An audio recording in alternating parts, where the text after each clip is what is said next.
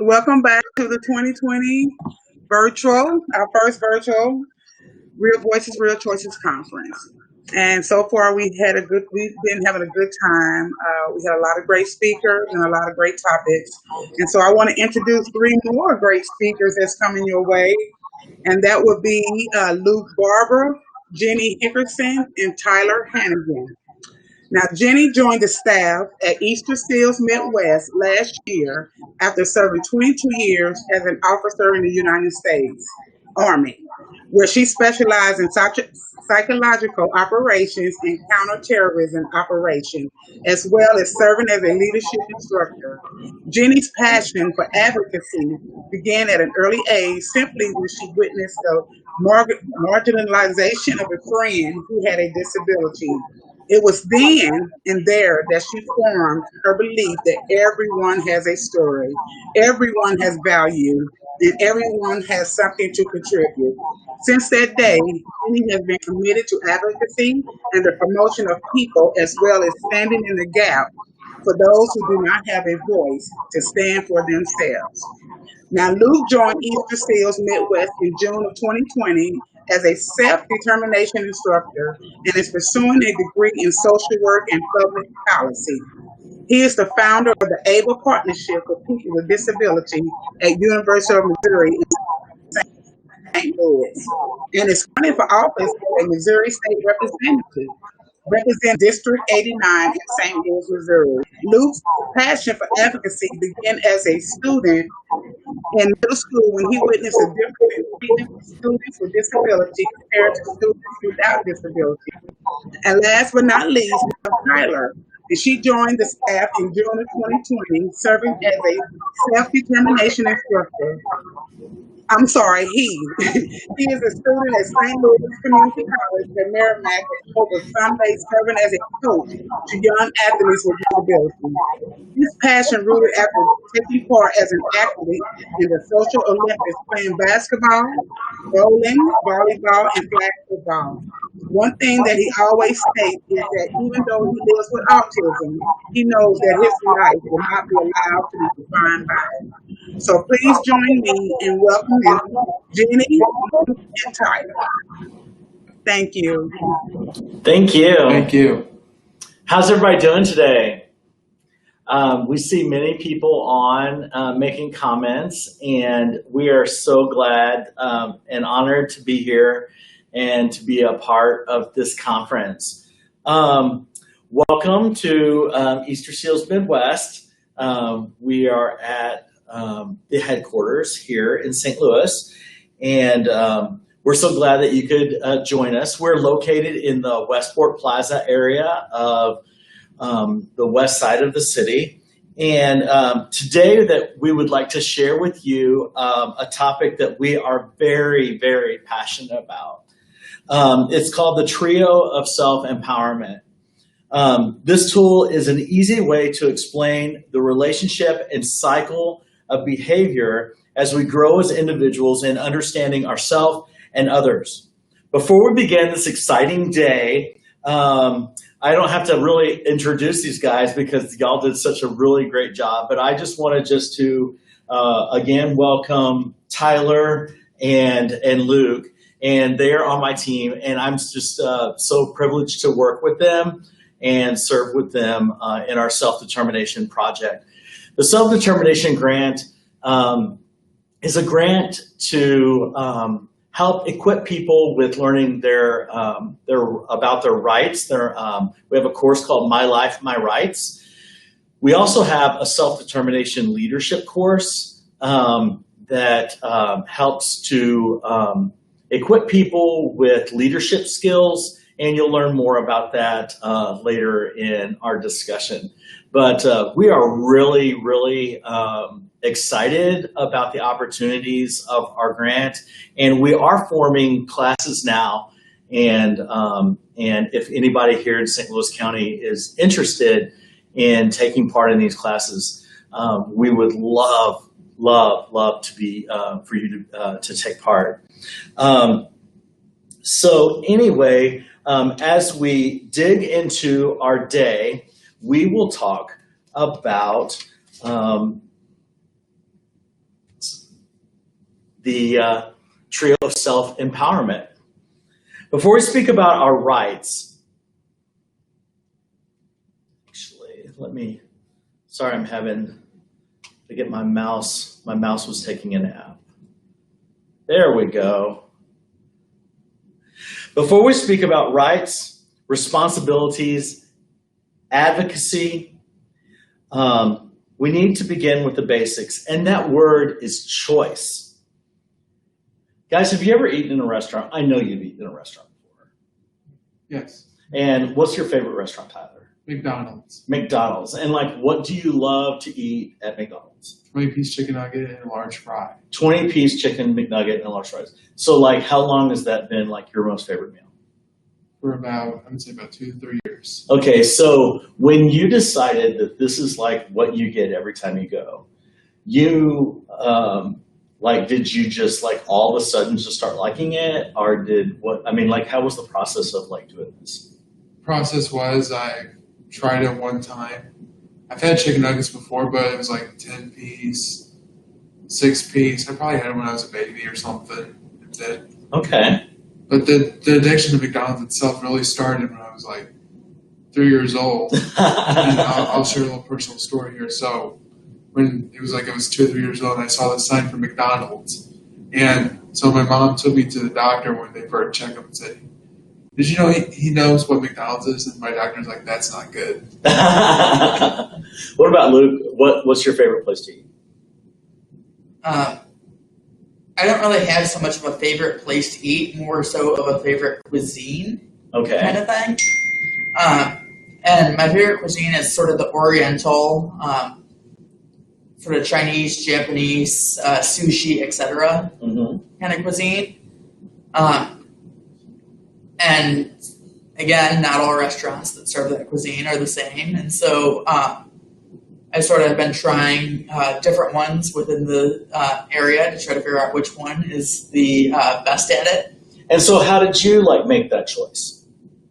I really had the foods like that one day and just really liked it. Okay. So when we think about our rights, responsibilities, and advocacy, and we think about the word choice, we're sitting, in a restaurant, and we're looking at the menu, or in your case at McDonald's, you're looking at that big menu board, and you see all the things to choose from. You see cheeseburgers, and you see French fries, and you see McNuggets, and those little apple pies, and all that kind of stuff.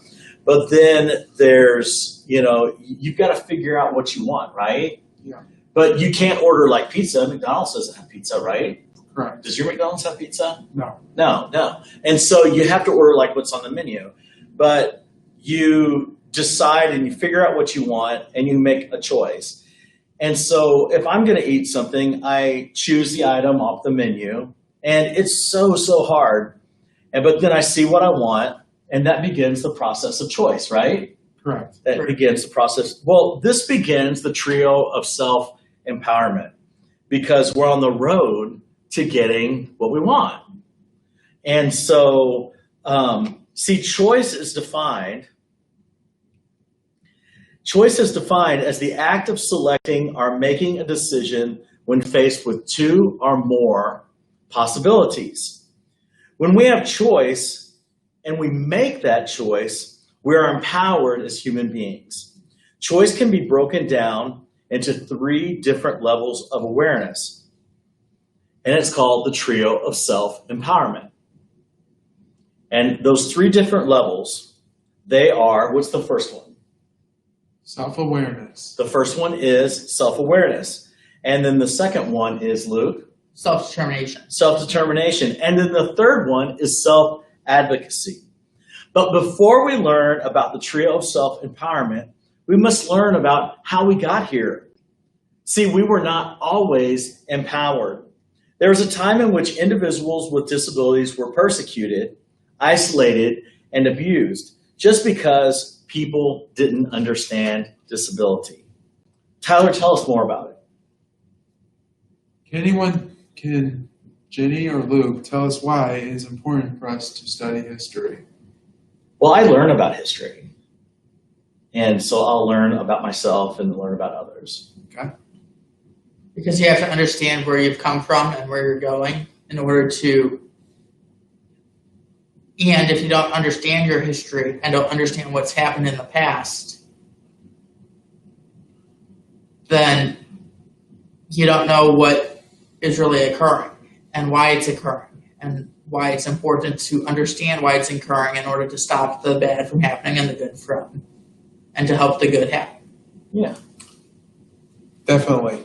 When we study history, we learn from it. We can analyze the good and the bad, sustain those good things, and correct those bad things so we are not doomed to repeat history. We study history to understand culture, how people think, and the behaviors of mankind. If we do not learn from history, as I just said, we will be doomed to repeat it. Some of the very first references to intellectual disabilities date back to the ancient Egyptians, where the first concept is mentioned in the Papyrus of Thebes over 3,500 years ago. The ancient Romans and Greeks viewed the children born with an intellectual disability were the wrath of the gods angered towards the family. Many of these children were simply left to die in the wild as a result.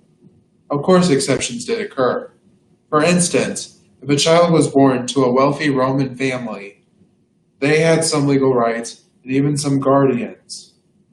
But in the Middle Ages, people with intellectual disabilities were sometimes employed, willingly or not, as gestures whose sole purpose was to entertain the upper class. Prior to the 1700s, the way societies treated people with intellectual disabilities differed. Those that had a mild intellectual disability may not have been viewed any differently from anyone else, at least not in the legal or clinical sense. Those with severe intellectual disabilities were sometimes thought of as people who could receive some divine revelation. Some of the people who had these more severe conditions may have received care from their family or even a monastery.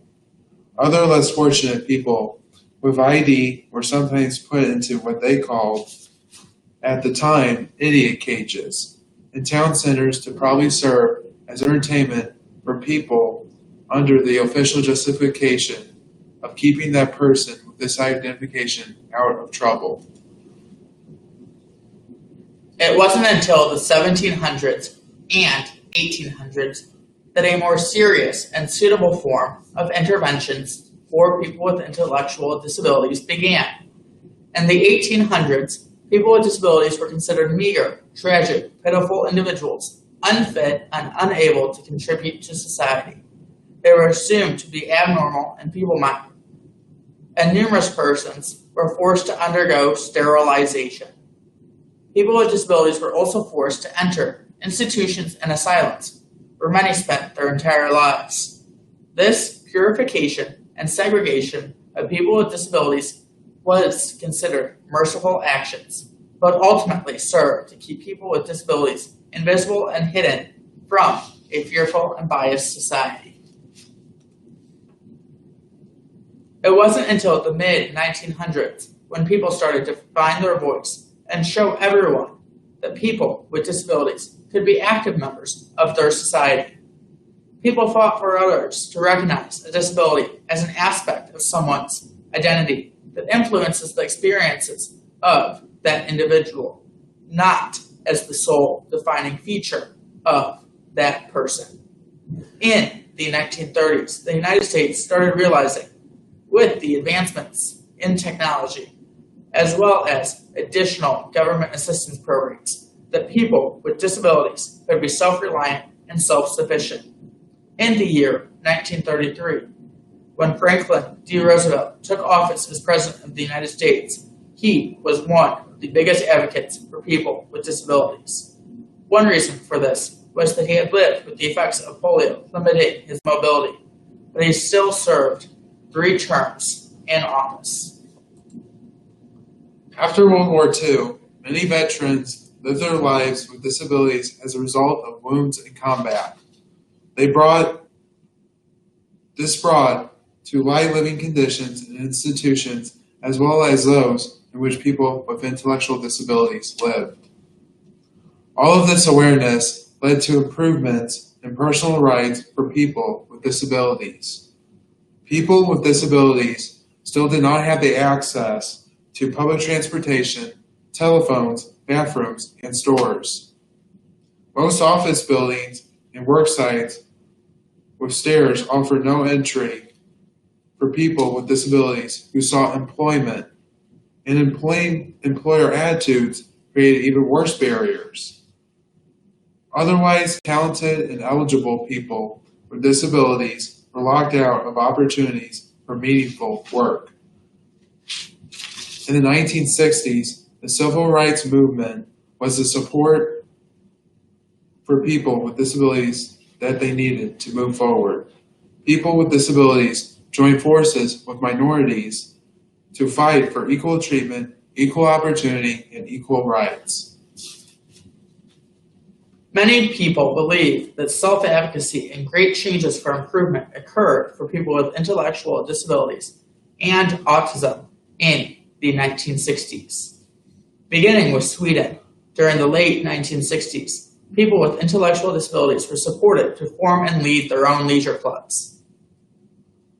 National conferences for the members of these clubs were held in 1968 and 1970, and the participants developed statements about how they wanted to be treated. In 1972, the idea spread to Great Britain, Canada, and the United States. In reaction to the control by professionals in the field of community living, individuals with intellectual disabilities formed self-advocacy groups. In the state of Oregon, here in the United States, a group of people met for a planning meeting on January 8th, 1972. There, at this meeting, a man spoke about being labeled as mentally retarded and stated boldly that he wanted to be known as a person first. This result of his passionate speech was the name of the movement, People First. So, in October 1974, they formed the group that we now know as People First because they felt that their disabilities were secondary to them being a person first and foremost. From there, the idea of self-advocacy spread across North America. As the idea began to grow and people began to become more passionate about the idea, by the year 1976, the first self-advocates were being elected to their local associations for community living to give them voice on how services needed to be delivered in a respectful way that also meets their needs. The International Year of the Disabled, proclaimed by the United Nations in 1981, gave a boost to the self-advocacy movement across the country. The Provincial Association, known as the BC Association for the Mentally Retarded, BCAMR, supported self-advocates by providing them with a platform to speak up in a strong, united voice on important issues that included dealing with government. During the 1980s in the United States, there was a large community coalition of self-advocates, family members, and service providers who wanted to close the institutions for people with intellectual disabilities. The goal was to have all individuals who had been segregated for many years released so they could live in the community with the required supports to give them a dignified life. In 1984, the first International Self-Advocacy Leadership Conference was held in Tacoma, Washington. In 1991, the efforts of self-advocates led to a national organization called Self-Advocates Becoming Empowered, also known as SAVE, which is a national coalition of state and local self-advocacy organizations governed by a steering committee, which is made up of 16 self-advocate representatives from all over the country. After decades of lobbying and campaigning, the Americans with Disabilities Act, otherwise known as ADA, was passed in 1990. The ADA intended to prohibit discrimination on the basis of disability in employment services rendered by state and local governments, places of public accommodation, transportation, and telecommunication services. Under the ADA, businesses were mandated to provide reasonable accommodations to people with disabilities, such as restructuring jobs or modifying work equipment. Public services can no longer deny services to people with disabilities, such as public transportation systems. All public accommodations were expected to have modifications made to be accessible to people with disabilities. And all telecommunication services were mandated to offer adaptive services to people with disabilities. With this piece of legislation, the U.S. government identified the full participation, inclusion, and integration of people with disabilities in all levels of society. Today, there are many self-advocacy organizations making a positive impact for people with intellectual and developmental disabilities, as well as autism. Every one of these groups build connections between people with IDD and autism, their families, as well as the community. So how did this impact empowerment today? So that's a good question. How did the ADA, how has that affected y'all? I mean, we're celebrating the 30-year anniversary of the ADA, and all of our lives have been changed. I mean, Luke, how have you benefited from the ADA? It's allowed access to services and things to be able to function in the community. But it also hasn't gone far enough for everything. There's still gaps with the ADA that we've seen, particularly in higher education and employment. We still see a lack of disabilities in management position. We still see employment for people with disabilities still really focused in the 3 F's of food, filth, and flowers, which are very low entry-level positions that don't really set them up to really get ahead in life and have a career path. So a lot of people, for education to maybe join companies in possibly like managerial training positions and things like that. Not just looking at a person at their disability and just saying, hey, we're going to put you in this low paying position, but maybe being involved in a managerial training program or a program that has upward mobility. That's what I'm kind of getting at. Because with the in order to have the full inclusion and the full access that we need in society, we're going to have the monetary background to be able to buy the things that we need, such as housing and transportation. Yes. How about you, Tyler? The ADA has affected me in a positive way by just the jobs I've had over the years where I can get like accommodations, like job coaching, and like the different like modifications, like different tools I could use, different ways I could get around, and like all the common like goals. Like when I was like, for example, like in school, like I led my own IEPs. A lot of that stuff in their IEP probably was produced or right around because of the Americans with Disabilities Act, as known as the ADA. So that has allowed me to have full access in life, be able to live the life I want. Yeah, very good. Thanks. I know that there's people out there that are watching that, we're all, celebrating the ADA, and and just benefiting from many different aspects of change and opportunity, and just like what Luke said, we have come a long way, and but we have a long way to go. And so as we work together, we will continue to endeavor and grow as individuals. Keep us going, Tyler.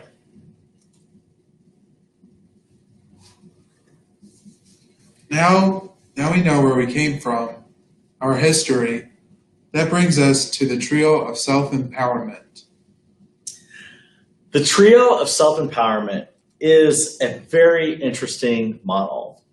When we're empowered, we naturally go through steps and stages as we grow as people. For example, when we're faced with a need or desire, we as human beings must make a choice. Knowing that need is self-awareness. This is defined as the conscious knowledge of one's own character, abilities, disabilities, feelings, motives, and desires. It is here that aha moment. That aha moment happens within us. That moment of self-awareness where we choose to either act on that desire or not act on that desire. It's that moment where I desire to have those chicken nuggets or not. Or where you desire to have those chicken nuggets or not. When we're aware, we make a choice, and then change begins in us, and many times change begins around us. This is so much deeper than chicken nuggets or your favorite restaurant or whatever involved about that, or making those choices. Awareness helps us as we interact with others. If I'm a person who overtalks and doesn't listen to others, I'm not able to communicate both ways with another person.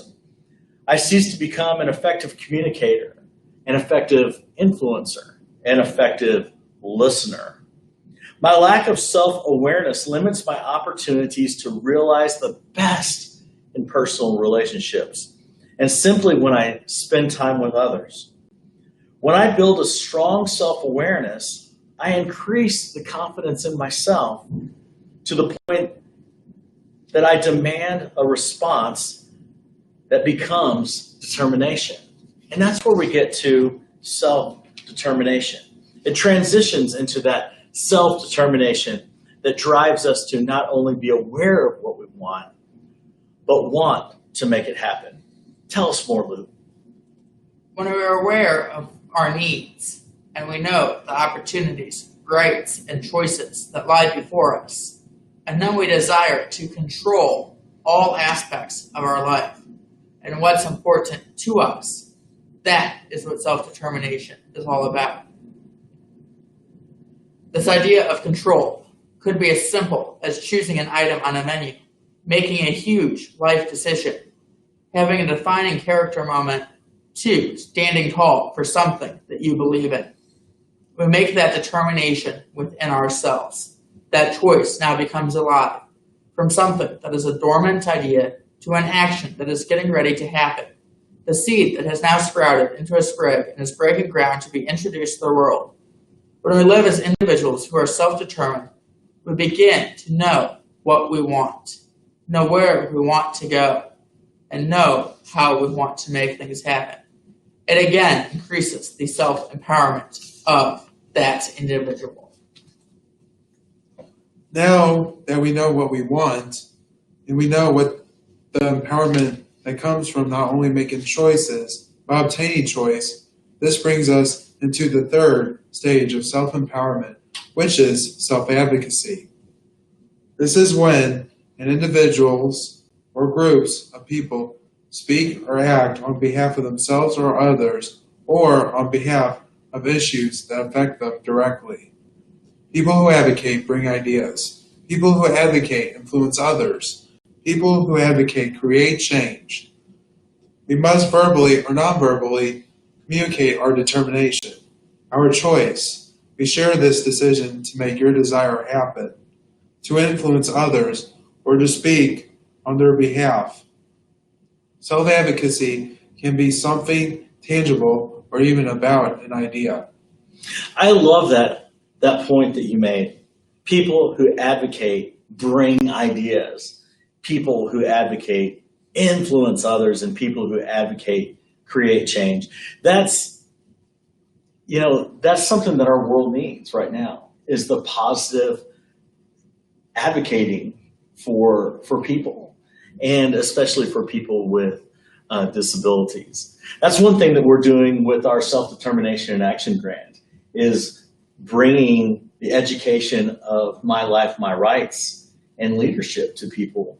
Is as we educate people, then they will be able to tell others about their rights and their roles and responsibilities as individuals. And as they learn leadership and learn about communication skills, then they will be able to tell others about that, because it's just a chain effect, right? Correct. Yes, that's exciting. I love that. What happens when change happens? What happens when individuals are centered on new ideas, new concepts, obtaining new choices? This is where growth happens. We grow as individuals and we grow as a community. So let's review. Self-awareness, knowing that there is a need. Self-determination, mentally making that choice to fill that need. And what's our key word in self-determination? Control. Control, being able to control that decision, being able to make that control. And then self-advocacy is telling others of your choice and actively making it happen, or standing on behalf of another person or a group. Luke is going to share with us an occasion that happened in his life in which he encountered a growth event.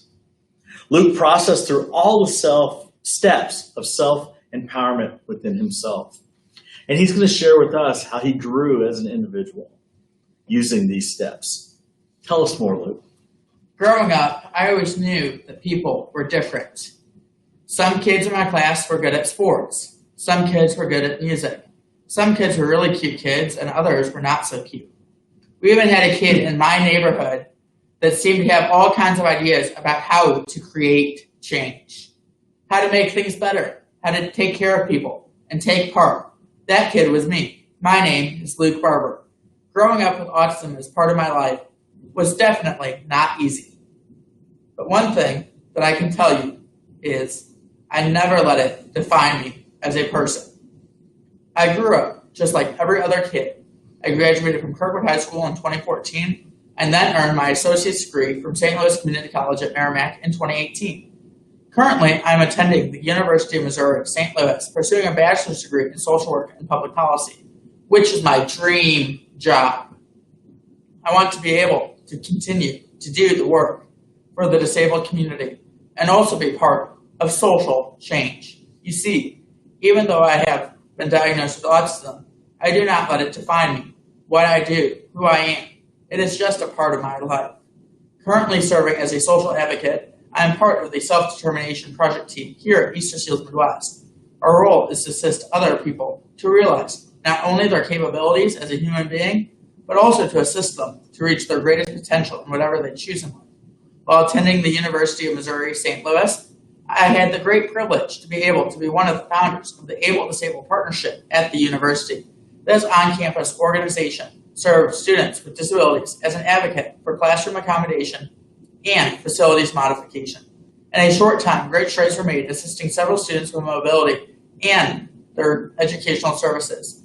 I am also running for a seat in the Missouri House of Representatives as a representative for District 89. It is time that we see change happen and that all people are represented no matter what color, creed, ability, or disability, gender, and so much more. Government should represent all people. That is what freedom is all about, pure liberty. But before I ask for everyone's vote, I want to share with you a time that I came to believe in myself and wanted to help others. This is when I became so self-empowered it changed my life forever. When I was 7 years old, I was diagnosed with autism and then re-diagnosed at 17. I've received various types of services from educational support, vocational rehabilitation services, community support services, as well as independent supported living. Overcoming labeling and people telling me that I would never be able to accomplish my goals. I not only graduated from high school, but I also earned my associate's degree, and I'm currently working on my bachelor's degree in social work and public policy. I have not only one job, but hold 2 jobs, as well as running for offices I told you about. In 2018, I completed the Partners in Policymaking program with the Missouri Developmental Disabilities Council. I'm very happy to say that I am an independent person. I have learned to navigate around our community without a car, using public transportation. There are no walls that cannot be torn down. After going through all this, I'm committed for others to have the same opportunities that I have received too. That is why I stand for those that have not yet learned how to use their voice of self-empowerment. Thanks for sharing, Luke. That's awesome. And one thing that as I listen to you, and I know that we've practiced this and I've listened to it several times, I was sitting here looking at the comments, and I just wanted to share some of the comments because I know that you were concentrating on reading it. But, what somebody said, great information from, where was it? It said, I pray my 2 autistic boys learn advocacy like you have.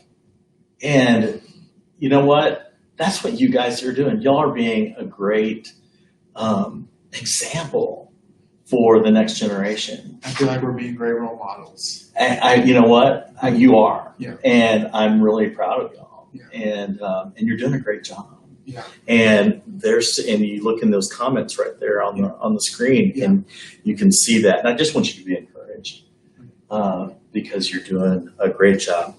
But we're not done yet, are we? We're not done yet. No, we're not done yet. As we spoke about earlier, cultural change begins in the individual before it changes a group mindset. Remember that growing from awareness to determination to self-advocacy is not a linear process. We cycle this many times in our lives in many different areas, but realize that growth is a constant trait. Some of the ways that change is happening in St. Louis County is the Self-Determination Action Project, and we talked about this. Our grant, in which easterseals Midwest has partnered with the Productive Living Board, has a goal to increase awareness of individual rights to people with disabilities in our community. It's our hope that as individuals increase their knowledge of their rights, they will see the growth that comes from social and cultural change as they are empowered. Along with our My Life, My Rights course, we're also offering a self-determination leadership course in which people will be equipped with not only leadership skills, but problem solving, effective communicating, relational interaction, as well as goal setting. See, when people are empowered, people become free to live as they desire. When a person becomes aware of their own self, when this change happens inside of each and every one of us, you and I, growth will happen. Promoting self-determination and advocacy for people with disabilities becomes something that is now in the forefront of our own spheres of influence. Our circle of friends, our community to the ends of the world. Never forget that the devastating force of a tidal wave begins with one drop of water. We can make change with that one drop of water as we join together to make that tidal wave. So during this time together, and I know that we're excited and I know that we have about 15 minutes left, we're going to open it up to some questions. And as we get started, I have some questions for Tyler and Luke. And then as people have questions on Facebook and YouTube chat boxes, I'll start it off. As Luke, as a longtime advocate, you volunteer here in St. Louis advocating for the homeless. You have stood in the gap for equal treatment for students with disabilities and are now running for office in the Missouri House of Representatives. how has the trio of self-empowerment with all 3 steps guided you in the process of decision-making? So I had to become sort of self-aware. I had to recognize that the current elected officials aren't really listening to my wants and needs and desires that we have for individuals with disabilities and others like myself. And we've seen this lack of and disconnect of the issues that people have and what's actually happening in the Capitol. So that led me to the choice. I can do something about it or not. And then I had to be determined to make that choice, to control the fact that I wanted to run for office. And that led to sort of the advocacy piece, because you have to advocate for the issues of the community and those around us. So one of the issues that I'm very passionate about is Medicaid expansion, which recently was passed by voter approval through Amendment 2 on August 4th of 2020. Also, as a person with a disability, we have seen the unintentional discrimination in society that occurs, and the gaps in the ways that some laws say and the implementation of those laws that makes them ineffective in practice.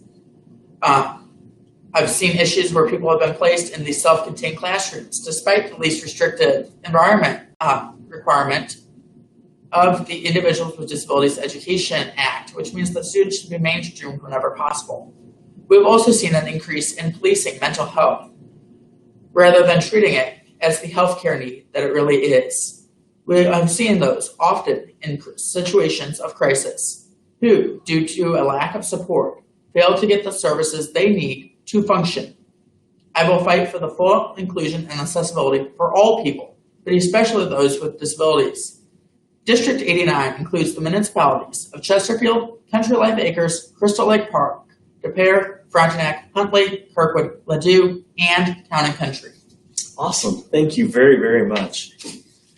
What good information. There's a couple different questions that were on the chat. I'm going to, at the end of this discussion, I'm going to give you my email. And so I'll be happy to send anybody copies of slides or information or doing that, because, you know, the bottom line is we want to get the word out and we want to empower people. And information is not something to be held within ourselves. It's something to be shared and so we can create change. And so I will be happy to share the trio of self-empowerment and share more about what we're doing with the Self-Determination and Action Grant and how we're empowering people. So, but I will have my email at the very, very end of that. And we really appreciate all of your encouragement. We really, really do. Tyler, I have a question for you. When you were in high school, you took a key role in writing and developing your individual education plan. Tell us the story about how you used the trio of self-empowerment to guide you through that process. I used the trio of self-empowerment to guide me through the process of writing and having a key role in my IEPs by, first of all, being self-aware, being aware of my goals, needs, desires, and wants. Like when I was reading my IEP, like it's got to include your goals and everything. And so when I had a goal, and then I noticed it wasn't including my goals, my needs, my wants, and desires.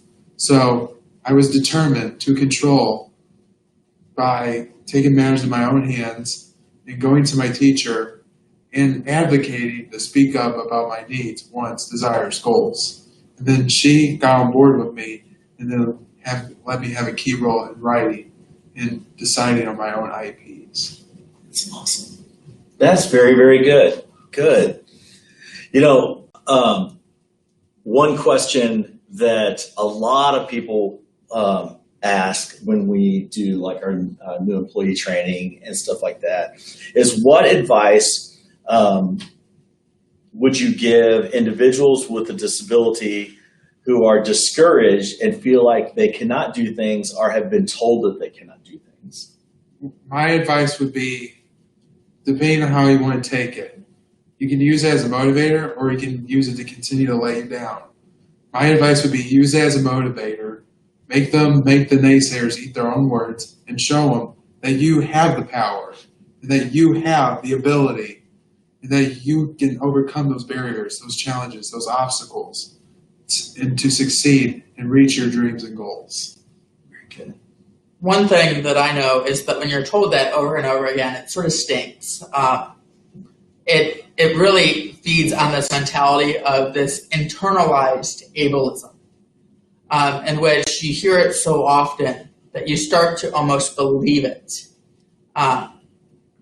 which oftentimes allows people to fall into this trap of, I can't do anything, when in fact they are more capable than they realize if they put their mind to it and their motivation to it.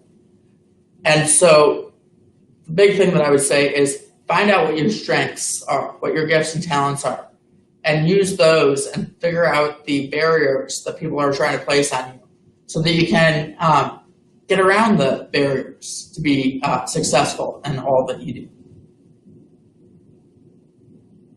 That's awesome. That's awesome.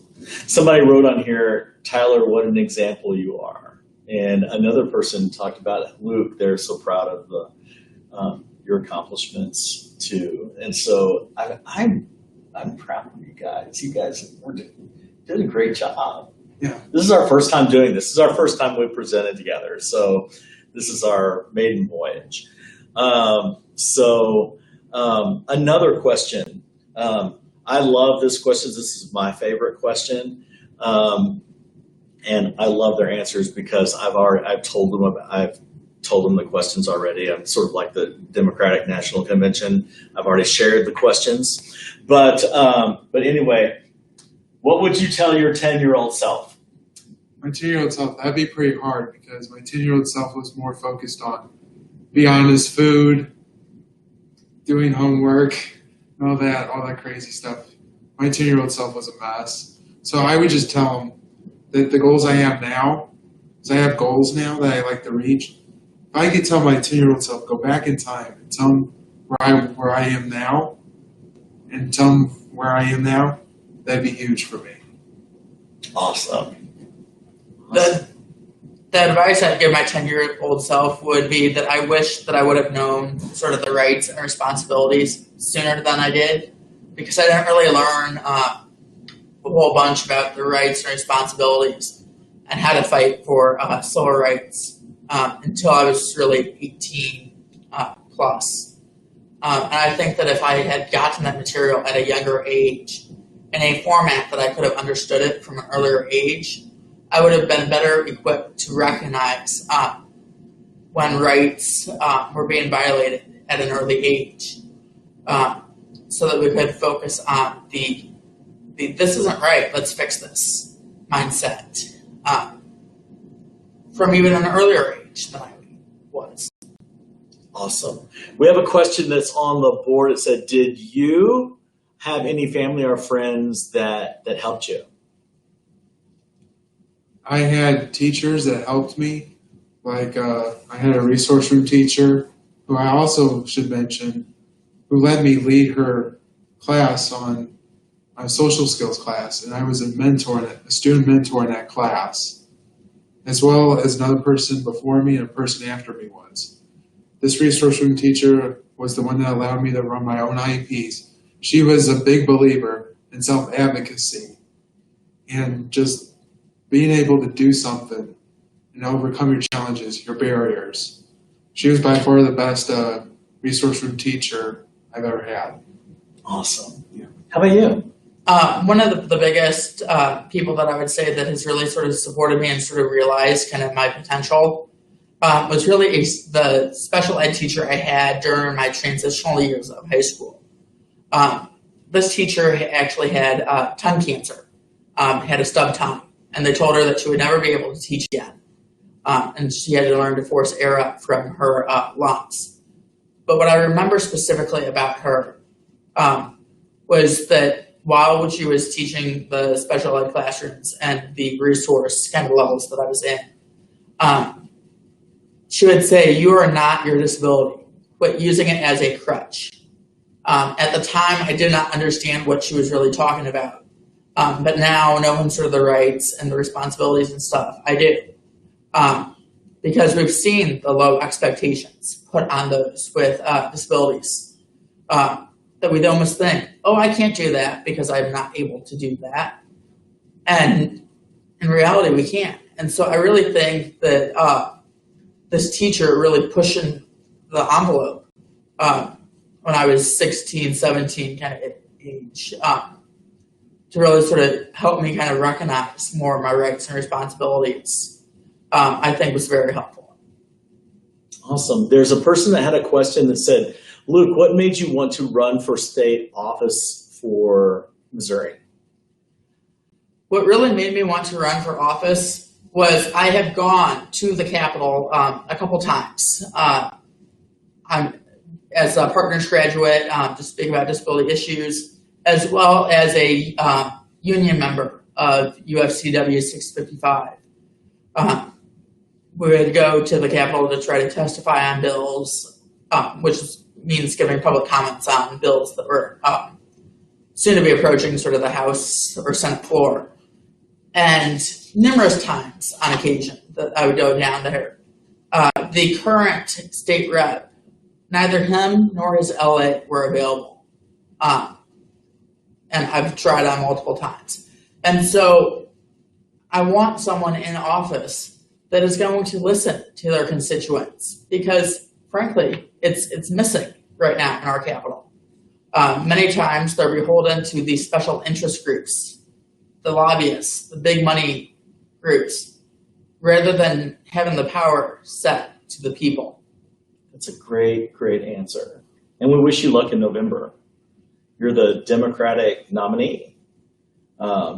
You won your primary in August, and now you're going to be running against the Republican nominee. Incumbent. The Republican incumbent. Yes. So very good. We wish you luck. Last question, and we're almost out of time. So it's the last question.